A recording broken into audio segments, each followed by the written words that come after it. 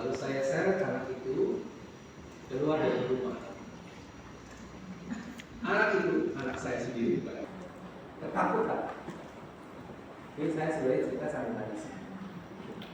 Ketika itu hati pun terasa dan tidak tahu apakah itu akan menimbulkan trauma bagi dia.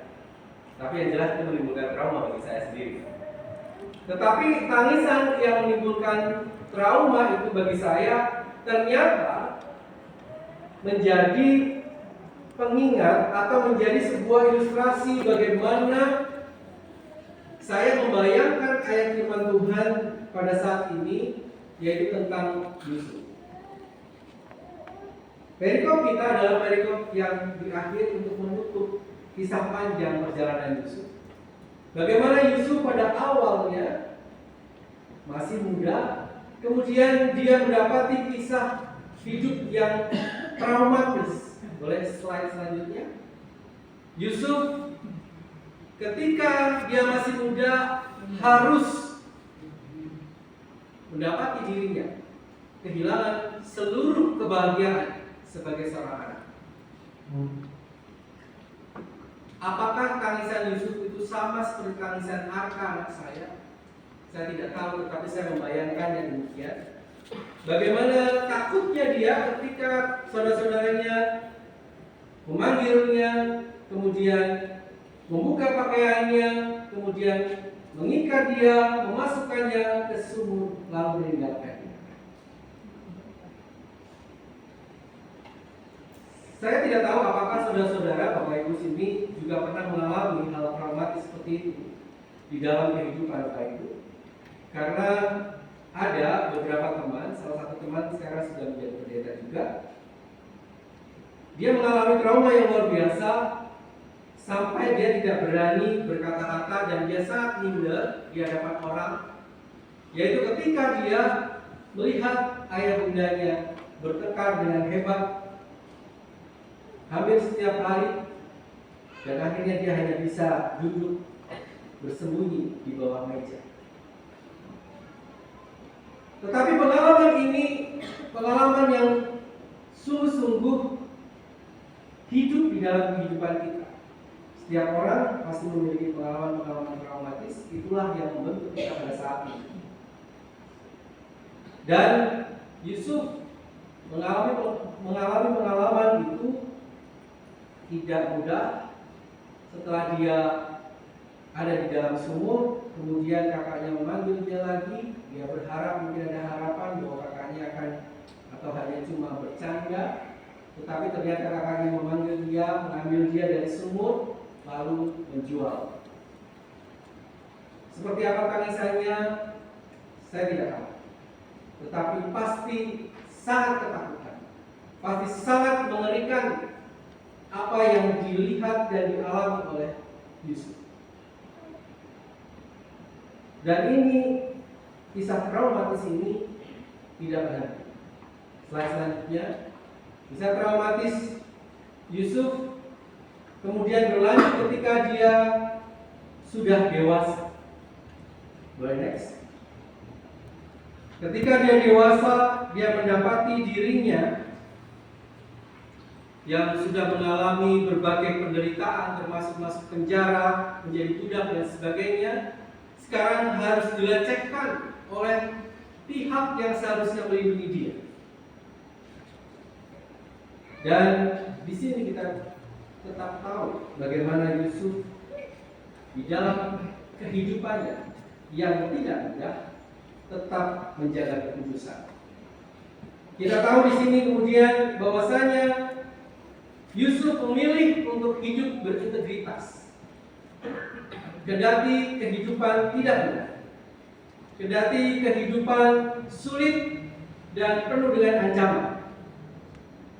Minggu lalu Pendeta Yudi juga mengatakan tentang bagaimana ada saudaranya yang harus dipindah-pindah karena dia hidupnya berintegritas dari tempat pekerjaannya. Tadi bersama Pendeta di Konsistori juga saya menceritakan adik saya yang harus dipecat gara-gara dia tidak mau mengubah nilai yang seharusnya didapatkan karena nilai itu hanya untuk menaikkan akreditasi sekolah, tetapi tidak memberikan pelajaran yang positif bagi yang bersangkutan. Integritas adalah sebuah hal yang mahal, tetapi ketika seseorang memiliki integritas di dalam kehidupannya, orang itu akan menjadi orang yang memiliki damai sejahtera. Dan kedamaian itu tidak bisa dibeli apapun. Kita bisa tahu bagaimana saat ini banyak orang, termasuk mereka yang harusnya menyusun kebijakan-kebijakan publik, hukum-hukum yang melindungi masyarakat, mereka sekarang berlomba-lomba mencoba untuk membuat undang-undang atau tidak diberikan kesempatan untuk membuat hidupnya menjadi seorang yang penakut, minder, dan penuh dengan dosa. Justru dalam bacaan Alkitab kita bisa tahu Yusuf justru melihat bahwasanya di dalam semuanya itu dia tahu ada rencana Allah yang bekerja, bukan hanya untuknya, tetapi untuk bangsanya dan untuk seluruh orang yang ada di sekitarnya. Ada rencana Allah di balik peristiwa-peristiwa pahit, dan Yusuf bisa mengampuni saudara-saudaranya, bahkan menolak untuk disembah, menolak untuk menjadi tuan bagi mereka yang pernah membuangnya, menolak membalas bagi mereka yang pernah mencelakakannya. Bahkan Yusuf membuat kita tahu bahwasanya ketika seorang berintegritas dalam iman, itu mereka tidak akan pernah pelit untuk memberikan pengampunan dan kasih kepada sesama. Hidupnya, kasih sayangnya itu tidak dipengaruhi oleh sekeliling, tetapi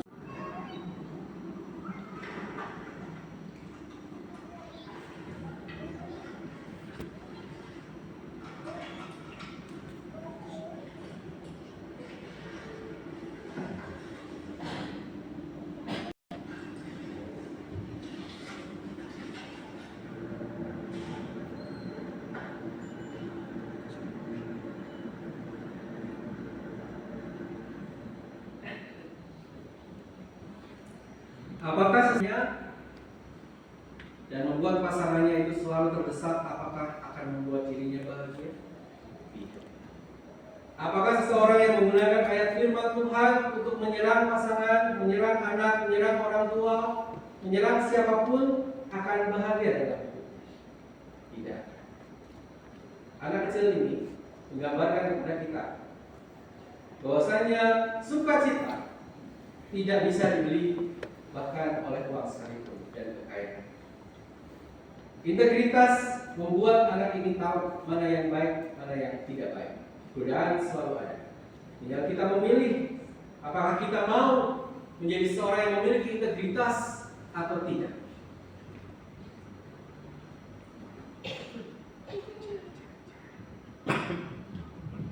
Cek. Oke. Saya pindah posisi dulu.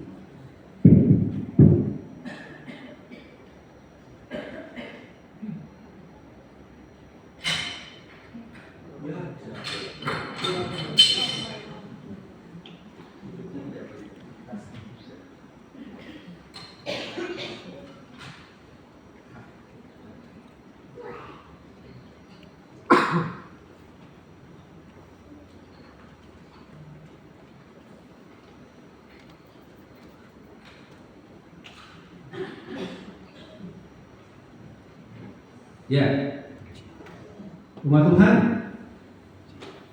hidup yang berintegritas itu seperti Taku Uno ini yang tersusun dengan bak. Dia itu kokoh. Seseorang yang memiliki integritas dalam kehidupannya itu akan kokoh.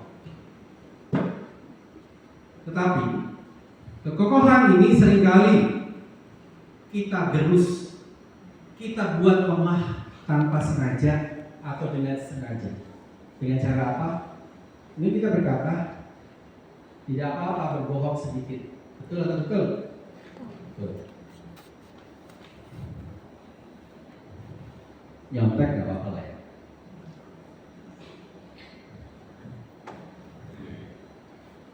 Memaki pasangan sedikit boleh?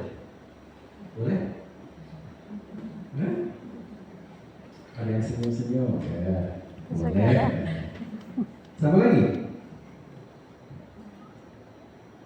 Kamu taunya makan doang, nggak taunya ini memaki keluarga.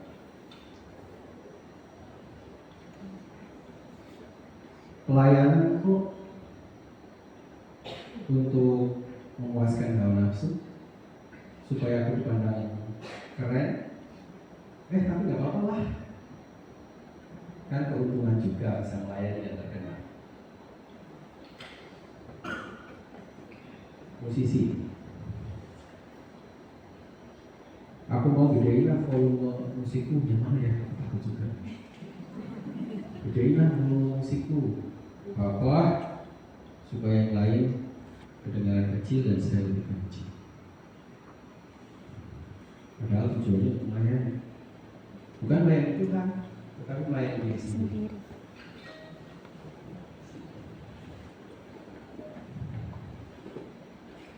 Tidak apa-apa. Saya itu dengan teman pelayanan sama-sama kudus, karena sama-sama melayani ya.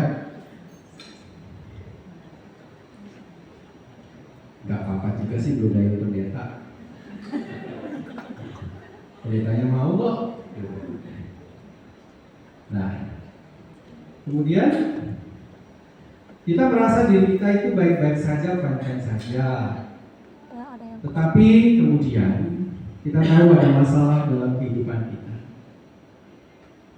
Masalah itu datang, masalah keuangan datang, masalah keluarga datang, kemudian masalah pasangan datang, orang tua datang minta pertolongan, kita emosi, pekerjaan menumpuk,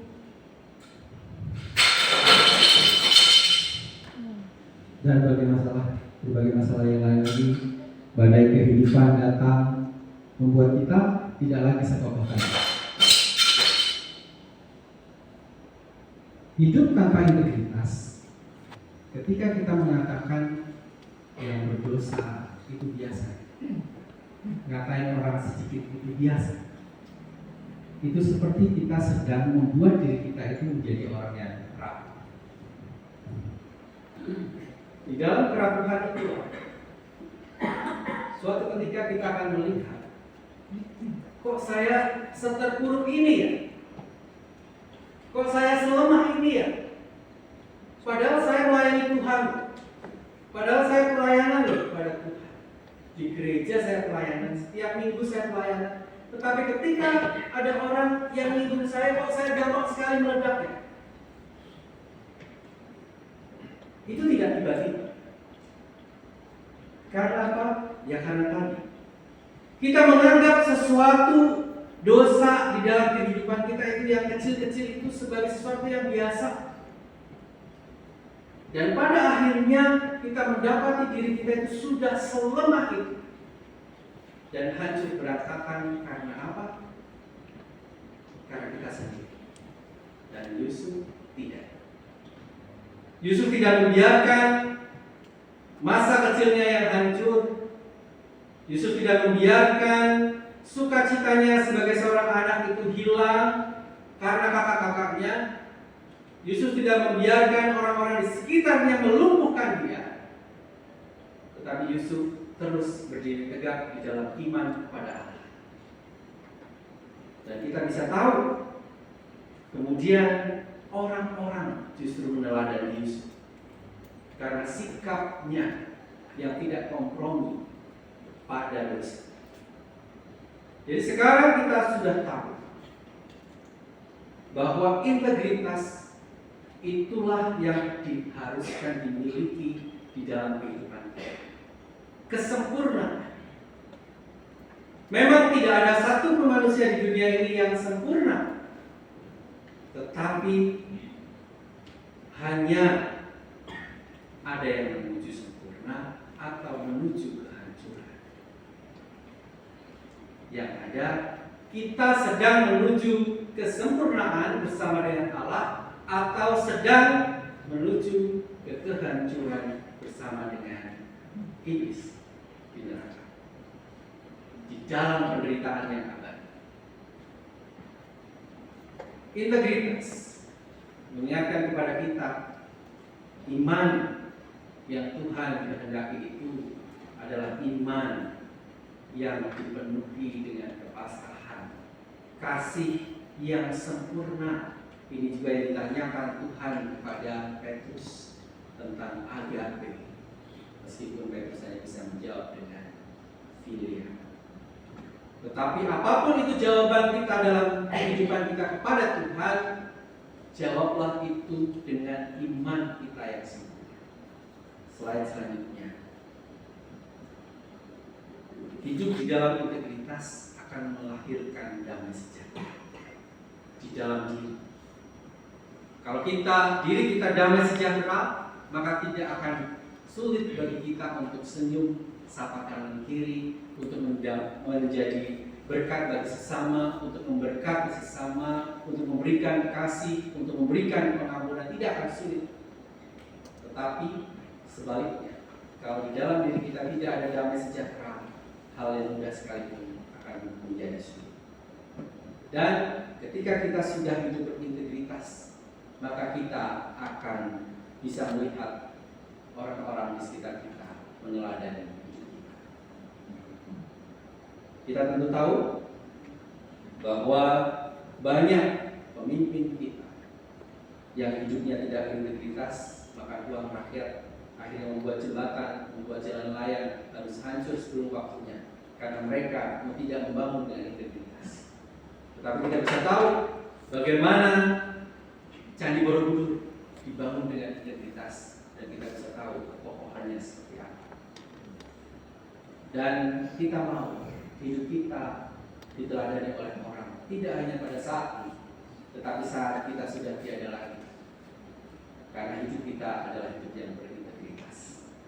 Mari kita menjadi pribadi yang berintegritas, dan mari kita meneladani serta menjadi teladan untuk orang-orang karena kita berintegritas. Tuhan memberkati.